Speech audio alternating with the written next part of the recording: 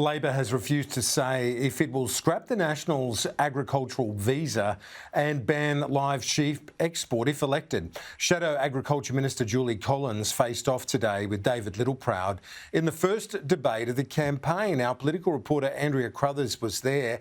Andrea, is there any more clarity to understanding where Labor stands on a couple of those sensitive issues for the sector?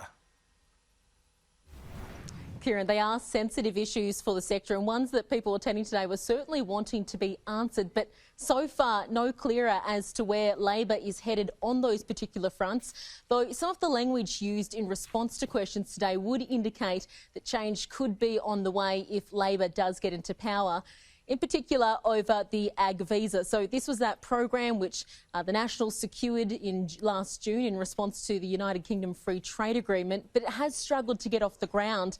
There's only been one country, Vietnam, sign up, and it's not clear when any workers or how skilled they will even arrive in Australia.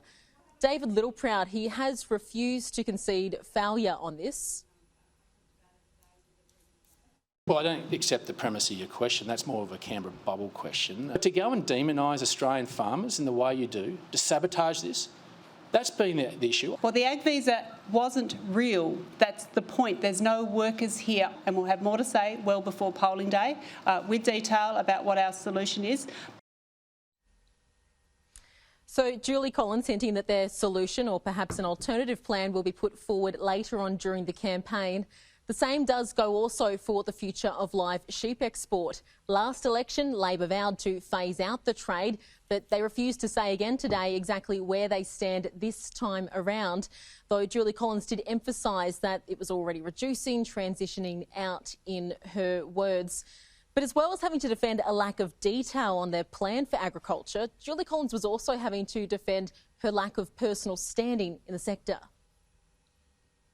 You've been described privately by industry leaders as uninformed, uninspired and unavailable. Do you think that's fair, and how will you fix your ag image? Well, I'm not sure which industry people are saying that, because that's certainly not what I'm hearing, and that's certainly never been said to me before. That's the first time I've heard it. I've been going out of my way to talk to farmers, to peak bodies, to groups, to get out on farms and to learn about the agriculture industry more than I or had already known from my history in the past.